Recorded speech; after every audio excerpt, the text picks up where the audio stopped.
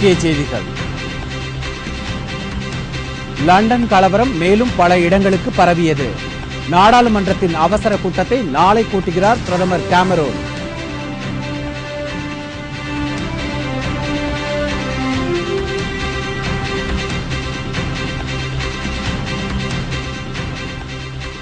சமச்சீர் பாட புத்தகங்கள் துரித கதியில் விநியோகம். கருணாநிதி எழுதிய கவிதை செம்மொழி வாழ்த்து நீக்கம்.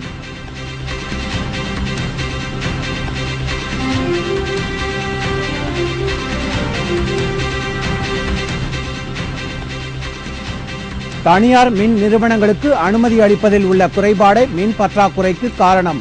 சட்டப்பேரவையில் தேமுதிக விளக்கம்.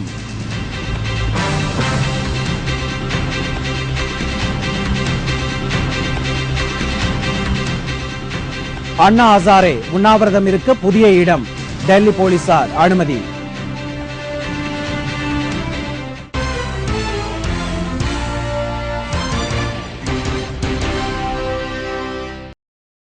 வணக்கம். விரிவான செய்திகள். லண்டன் கலவரத்தை அடுக்குவது குறித்து விவாதிப்பதற்காக இங்கிலாந்து நாடாளுமன்றத்தின் அவசர கூட்டத்தை பிரதமர் டேவிட் கேமரூன் நாளை கூட்டுகிறார். இங்கிலாந்து தலைநகர் லண்டனில் கடந்த 5 நாட்களாக கடும் கலவரம் நடந்து வருகிறது. கருப்பர் இன வாலிபர் ஒருவர் போலீசார் துப்பாக்கிச் சூட்டில் உயிரிழந்ததை தொடர்ந்து இந்த கலவரம் வெடித்தது.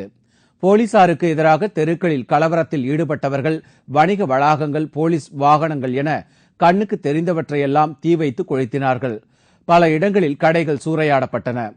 ஆங்காங்கே வழிப்பறியும் நடைபெற்று வருகிறது.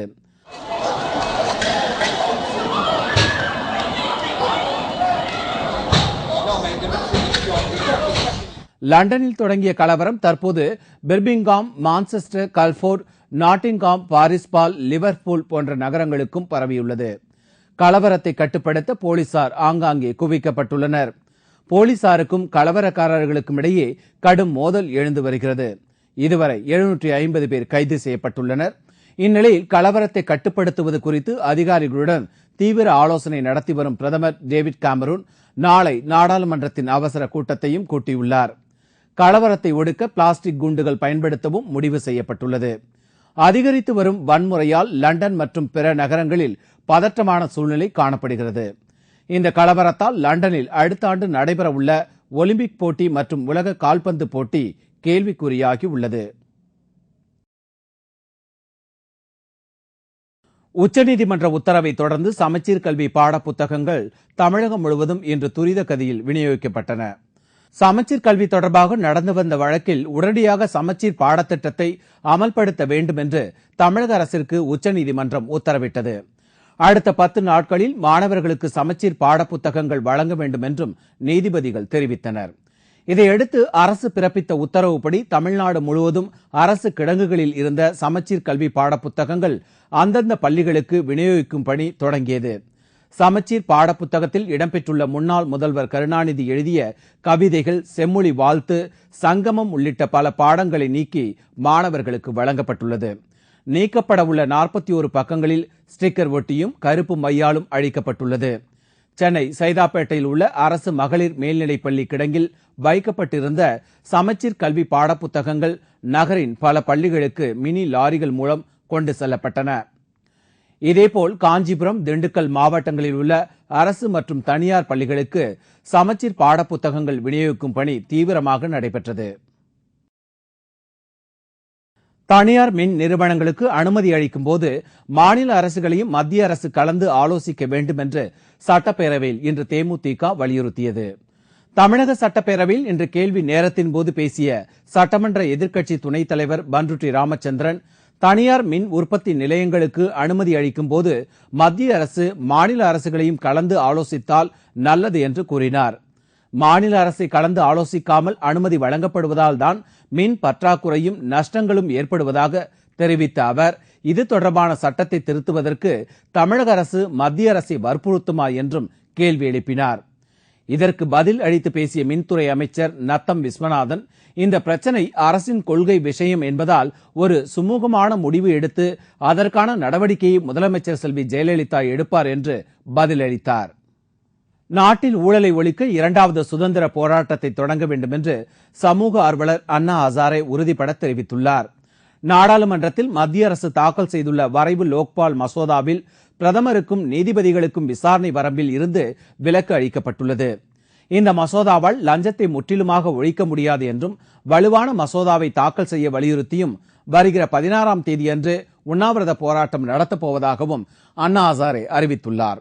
இந்நிலையில் மும்பையில் லோக்பால் மசோதா குறித்த விழிப்புணர்வை ஏற்படுத்த ஹசாரே ஆதரவாளர்கள் பிரம்மாண்ட பேரணி ஒன்றை நடத்தினார்கள். இதில் கலந்து கொண்டு பேசிய அண்ணா ஹசாரே, இந்தியா சுதந்திரம் அடைந்து 65 ஆண்டுகள் ஆகிவிட்ட போதிலும் நாட்டில் எந்த மாற்றமும் ஏற்படவில்லை என்று வருத்தம் தெரிவித்தார். இதனிடையே அண்ணா ஹசாரே ஜந்தர் மந்தர் பகுதியில் உண்ணாவிரத போராட்டம் நடத்தக்கூடாது என்று அனுமதி மறுத்து வந்த டெல்லி போலீசார் தற்போது நகருக்கு வெளியே போராட்டம் நடத்த அனுமதி அளித்துள்ளதாக கூறப்படுகிறது.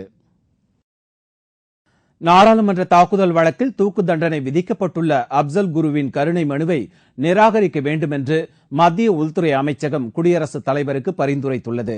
கடந்த 2001ஆம் ஆண்டு நாடாளுமன்றத்தின் மீது தீவிரவாதிகள் தாக்குதல் நடத்தினார்கள். இந்த சதி செயலுக்கு மூளையாக இருந்து செயல்பட்ட அப்சல் குரு டெல்லி போலீசாரால் கைது செய்யப்பட்டார். இந்த வழக்கில் அப்சல் குருவிற்கு உச்சநீதிமன்றம் 2004ஆம் ஆண்டு தூக்கு தண்டனை விதித்தது. இருப்பினும் அப்சல் குருவின் மனைவி கருணை மனு தாக்கல் செய்துள்ளதால் தூக்கு தண்டனை நிறைவேற்றுவதில் காலதாமதம் ஏற்பட்டு வருகிறது. இந்நிலையில் அப்சல் குருவின் தூக்கு தண்டனை சம்பந்தமான கேள்வி ஒன்றிற்கு மக்களவையில் இன்று பதில் அளித்த மத்திய உள்துறை இணை அமைச்சர் முல்லப்பள்ளி ராமச்சந்திரன், அப்சல் குருவின் கருணை மனுவை நிராகரிக்குமாறு குடியரசுத் தலைவருக்கு உள்துறை அமைச்சகம் பரிந்துரை அனுப்பியுள்ளதாக தெரிவித்தார். உள்துறை அமைச்சகத்தின் பரிந்துரையை ஏற்று கருணை மனுவை குடியரசுத் தலைவர் பிரதிபா பாட்டீல் நிராகரித்தால் தூக்கு தண்டனை உடனடியாக நிறைவேற்றப்படும் என்று கூறப்படுகிறது. ஆந்திர மாநில முன்னாள் முதல்வர் ராஜசேகர ரெட்டியின் மகன் ஜெகன்மோகன் ரெட்டியின் சொத்துக்கள் குறித்து முழு விசாரணை நடத்த ஆந்திர உயர்நீதிமன்றம் அனுமதி அளித்துள்ளது. ஆந்திர முன்னாள் முதல்வர் ராஜசேகர ரெட்டி ஹெலிகாப்டர் விபத்தில் ஒன்றில் பலியானார்.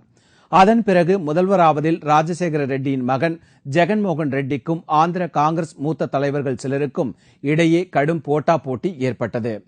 இதன் பின்னர் ரோசையாவை கட்சி மேலிடம் புதிய முதல்வராக நியமித்தது. இதனால் ஆத்திரமடைந்த ஜெகன்மோகன் ரெட்டி ஆந்திராவில் காங்கிரசிற்கு எதிராக பல்வேறு போராட்டங்களை நடத்தி வருகிறார். ஒய்எஸ்ஆர் காங்கிரஸ் என்ற பெயரில் தனிக்கட்சி தொடங்கியுள்ள ஜெகன் ஆந்திர அரசியலில் மிகப்பெரிய சக்தியாக உருவெடுத்து வருகிறார். காங்கிரஸ் கட்சிக்கு எதிரான போராட்டங்களில் அவர் ஈடுபட்டு வருவதால் ஜெகன்மோகன் ரெட்டிக்கு நெருக்கடியை ஏற்படுத்தும் வேலைகளும் தொடங்கியுள்ளன.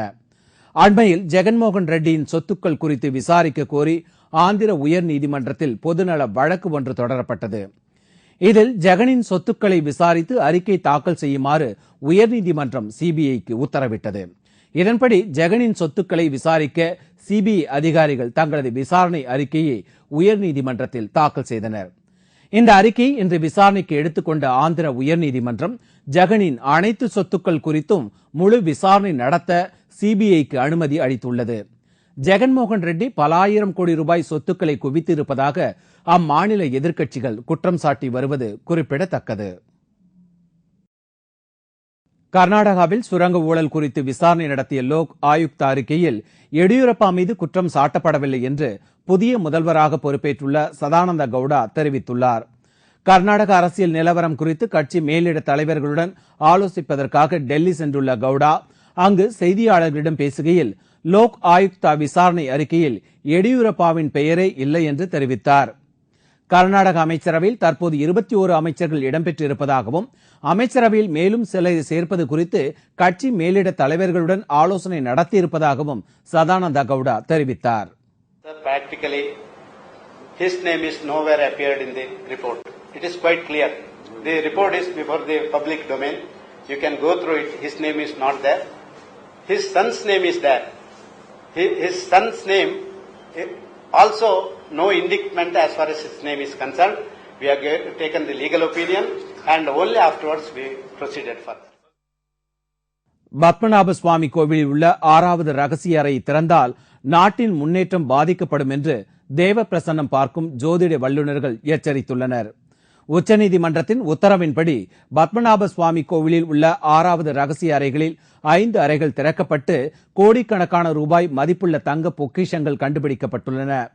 6வது ரகசிய அறையின் கதவுகளில் பாம்புகளின் உருவம் பொறிக்கப்பட்டுள்ளதால் அதனை திறந்தால் தோஷம் ஏற்பட்டுவிடும் என்று சர்ச்சை கிளம்பியுள்ளது. இதனால் இந்த ரகசிய அறையை திறப்பது குறித்து முடிவு செய்ய உச்சநீதிமன்றம் 2 குழுக்களை அமைத்துள்ளது. இதனிடையே 6வது அறையை திறப்பதற்கு முன் கடவுளின் அனுமதியை பெறுவதற்காக தேவ பிரசன்னம் எனப்படும் ஜோதிடம் பார்க்க வேண்டும் என்று கோரிக்கைகள் எழுந்தன. இதற்கு உச்சநீதிமன்றமும் அனுமதி அளித்ததால் நேற்று முன்தினம் கோவிலில் தேவ பிரசன்னம் பார்க்கும் நிகழ்ச்சி தொடங்கியது. முதல் நாள் தேவ பிரசன்னத்தில் பல அபசகுனங்கள் தென்பட்டன.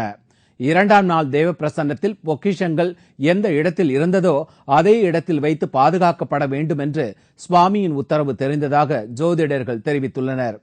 மேலும் பாதாள அறைகள் திறக்கப்பட்டதால் கோவிலில் ஆச்சாரம் குறைந்து மூலவர் வேதனையில் இருப்பதாகவும் இதற்கு பரிகாரம் செய்யப்பட வேண்டும் என்று ஜோதிடர்கள் தெரிவித்துள்ளனர்.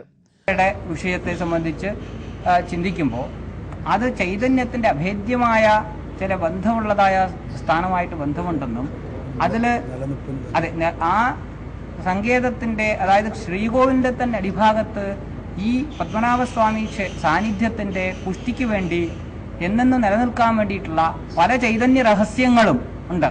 ഈ വസ്തുക്കൾ മാത്രമല്ല, സ്വർണ്ണങ്ങളോ രത്നങ്ങളോ എന്നുള്ളത് മാത്രമല്ല, ചൈതന്യ രഹസ്യങ്ങളുണ്ട്. ആ രഹസ്യസ്ഥാനത്ത് ചില ദിക്കിലുള്ള ശ്രീചക്ര പ്രതിഷ്ഠ പോലുള്ള ചില പ്രതിഷ്ഠകൾ തന്നെ ഇതിന്റെ അന്തർഭാഗത്തുണ്ട്. ആ അന്തർഭാഗത്തുള്ള അതിന് ചില ചലനങ്ങളും ദോഷങ്ങളും ഇതിന്റെ ചലനം വരുമ്പോൾ അതിന് ദോഷം വരും. மேலும் 6வது ரகசிய அறையை திறந்தால் பக்தர்களுக்கு மட்டுமல்லாமல் நாட்டில் முன்னேற்றத்திற்கே பாதிப்பு ஏற்படும் என்றும் ஜோதிடர்கள் எச்சரித்துள்ளனர். ஜோதிடர்களின் கருத்து எப்படி இருந்தாலும் உச்சநீதிமன்றத்தின் உத்தரவுப்படி அனைத்து நடவடிக்கைகளும் மேற்கொள்ளப்படும் என்றும் நகைகளை மதிப்பிடவும் மதிப்பிடும் பணியை கண்காணிக்கவும் அமைக்கப்பட்டுள்ள குழு உறுப்பினர்கள் தெரிவித்துள்ளனர்.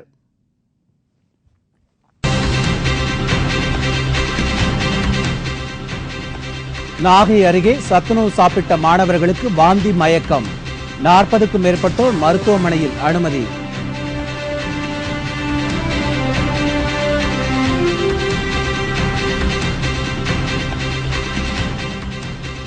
பழனி முருகன் கோவிலில் அதிகரித்து வரும் பக்தர்களின் காணிக்கை, உண்டியல் வசூல் 1.5 கோடியை தாண்டியது. மற்றும் பல செய்திகள் விளம்பர இடைவேளைக்கு பிறகு.